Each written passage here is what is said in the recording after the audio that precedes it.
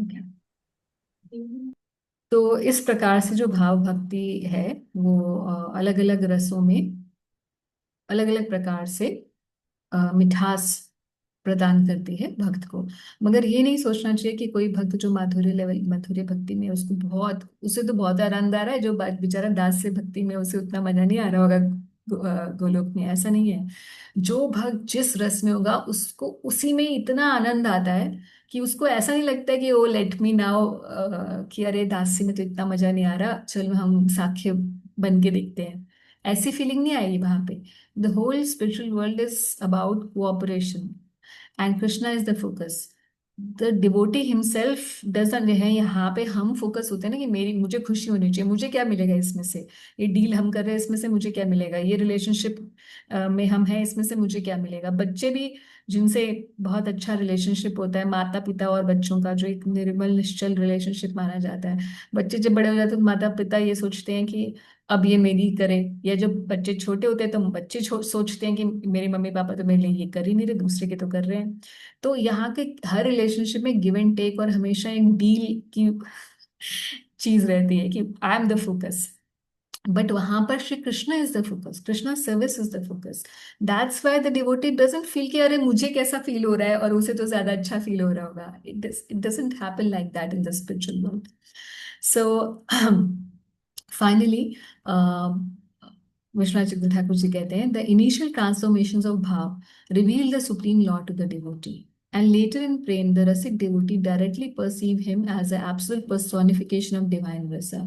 Now because this explanation the way he's writing is more like a poetic expression of bhav and prem, therefore to understand in an analytical way I think the better is to read with nectar devotion. भक्ति रसामृत सिंधु के जो chapters हैं 18 19 उनके साथ पढ़ेंगे, तब हमें ये थोड़ा अच्छे से समझ में आएगा। क्योंकि यहाँ पर मुझे लगता है कि जब विश्वनाथ चक्रवर्ती ठाकुर जी लिख रहे होंगे तो वो खुद ही भाव और प्रेम में आ गए होंगे तो इसलिए उनका आप देख रहे हैं एक्सप्रेशन जो है वो एकदम पोएटिक एक्सप्रेशन आ रहा है। So all glories to his भाव। सो ठीक है, प्रेम रह गया है बस हमारा एट शावर ऑफ नेक्टर। प्रेम के बारे में हम अगली बार चर्चा करेंगे। और अभी किसी कोई प्रश्न हो तो देते हैं, otherwise will stop for the day. हाँ जी, भाव और प्रेम पे।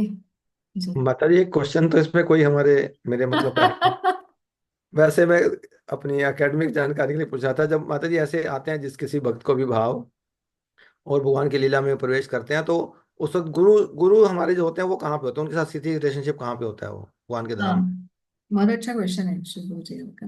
तो हम गुरु भी वो जब वो मान लीजिए कि कोई भक्त यहाँ है, उसके गुरु भी यहाँ रहते हैं, ठीक है, अभी शरीर उसके गुरु भी है।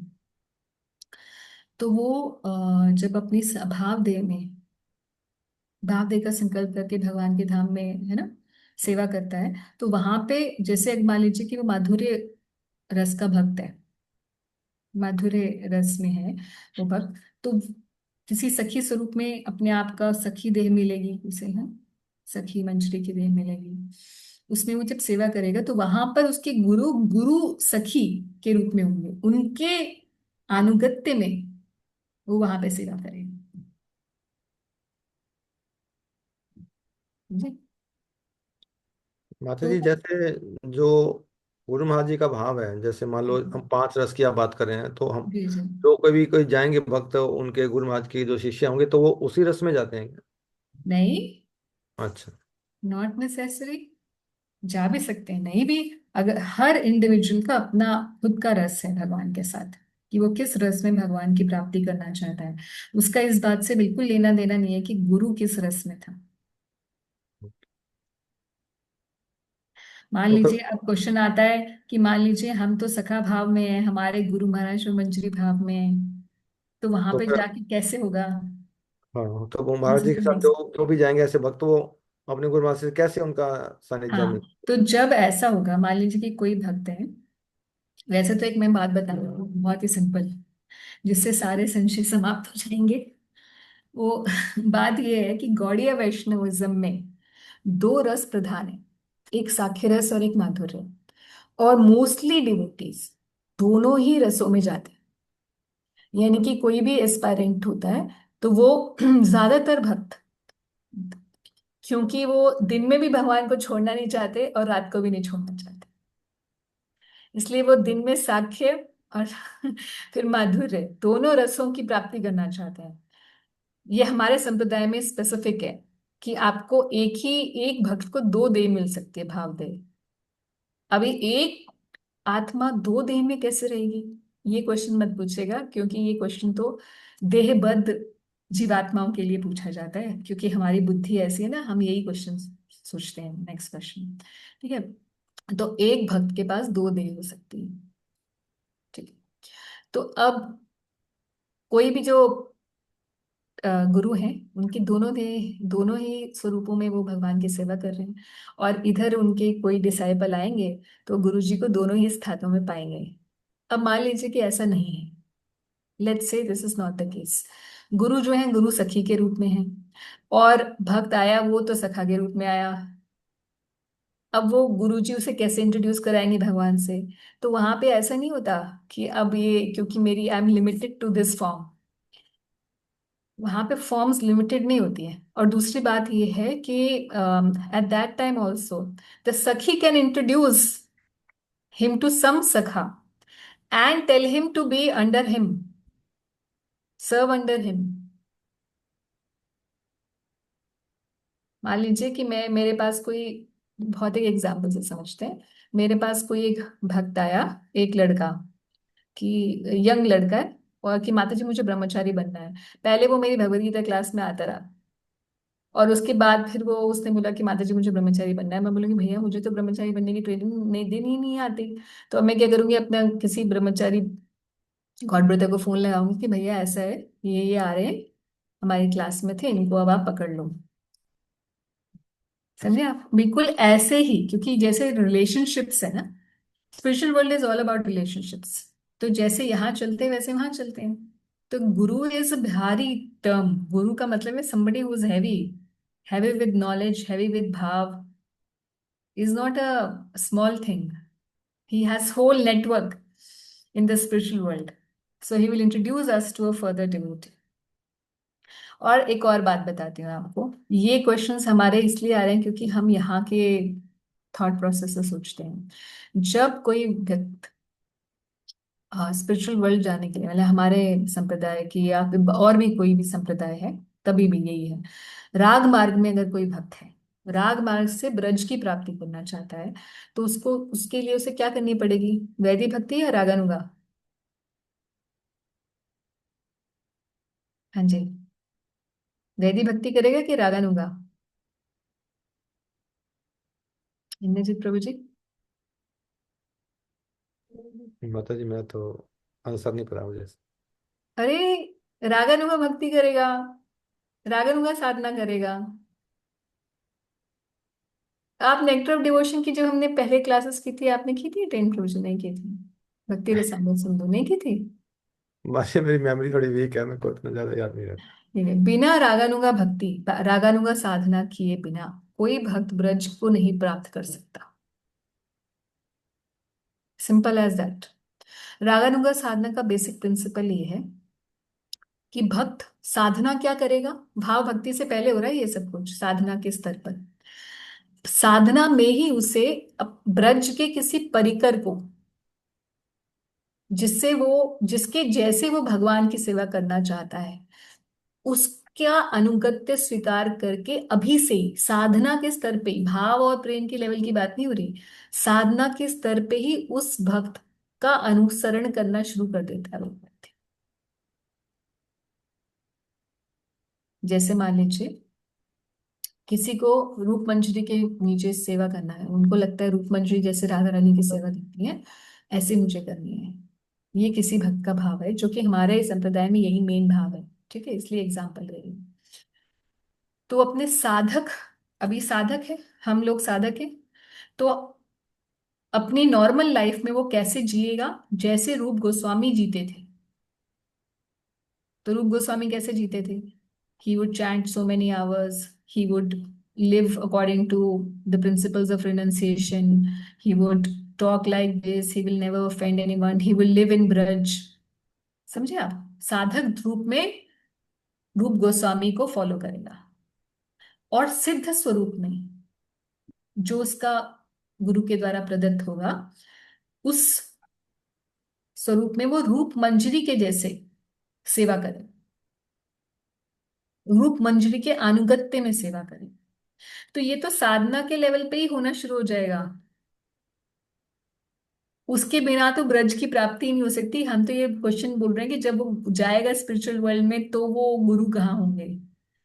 वो तो आज ही जब साधना के स्तर पे ही वो रिलेशनशिप बना चुका होगा सबसे, वहां जाके उसे ढूंढना नहीं पड़ेगा कि गुरु जी जाइए मुझे इंट्रोड्यूस कराइए। वो आज ही साधना में ही हो जाएगा उसका। वही तो हमारे गौड़े वैष्णविज्म में साधना ही है ऐसे। आगे जाके इस प्रकार की साधना करनी होती है, इस प्रकार की। अभी तो हमें इसके बारे में चर्चा भी होती नहीं है खुलकर हमारे यहाँ पर। खुल के इसीलिए चर्चा नहीं होती क्योंकि अधिकांश भक्त उस लेवल पे ही नहीं है।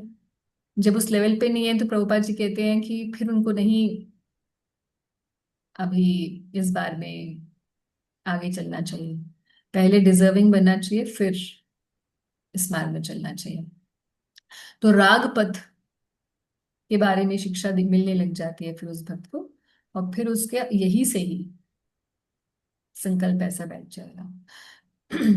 तो पहले स्पिरिचुअल वर्ल्ड में सबसे दोस्ती कर चुका होता है जाने से पहले। भक्ति विनोद ठाकुर जी एक सॉन्ग लिख रहे हैं बहुत अच्छा।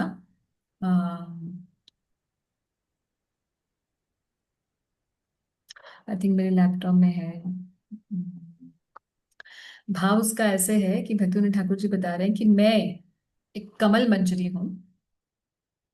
अपना स्वरूप खुद बता रहे हैं कि मैं कमल मंजरी हूँ और मैं, मेरी आयु इतनी इतनी है ना। मेरी 13 वर्ष की आयु है और मैं ललिता सखी की अनुगत्य करती हूँ।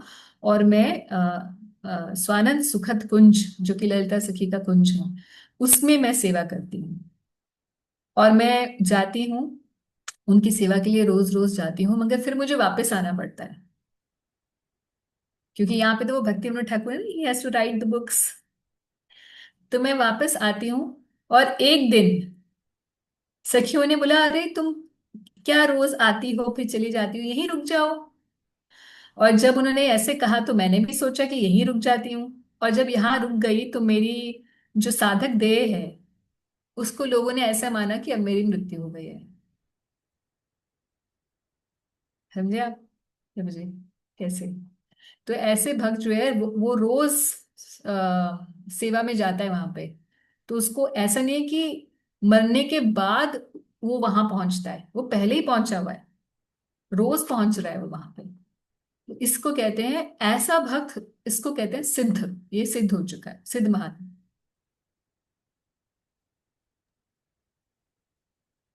मतलब फिजिकली इस देह में रहते रहते भी वो भगवान के धाम आते जाते रहते हैं, यस यस, अपनी सेवा करते रहते हैं। करेक्ट। ये बात ठीक है जी। Thank you sounds very interesting है ना? ऐसा लगता है कि कभी शायद बड़ा मैजिकल सा है, ये कभी ऐसा होगा हमारे साथ कि नहीं होगा। तो अगर वाकई में हम चाहते हैं तो फल जो है, अगर हम माधुर्य कादम्बिनी को पढ़ने के बाद अगर हमें लग रहा है कि हमारे कुछ नॉलेज बढ़ रही है या हमें स्टेजेस के बारे में पता चल रहा है, तो ये तो सिर्फ एक एक्सटर्नल बात है। एक्चुअल में इस ग्रंथ को पढ़ने का जो फल होना चाहिए वो ये होना चाहिए कि हमें एक उत्कंठा आनी चाहिए कि हमें ये जो स्टेजेस बता रहे हैं अ, हमारे गोस्वामीगण, तो ये हमारे लिए केवल एक बुक ना रहे, हमारे लिए एक एक सिद्धांत ना सिर्फ रहे, ये हमारा जीवन ऐसा हो सके। उसके लिए मुझे क्या करना है वो मैं करूं। Then our reading of the scriptures has a fruit. Otherwise, it is more like an information, hmm, like that. ठीक है। और किसी का कोई प्रश्न है? नहीं तो हम लोग समाप्त करते हैं। ठीक है। Thank you Shri so much. Prabhupada की जय। Thank you Ravi ji. ठीक है। Thank you everyone. Hare Krishna next. माता जी। हरे कृष्ण। धन्यवाद नेक्स्ट जी। वीक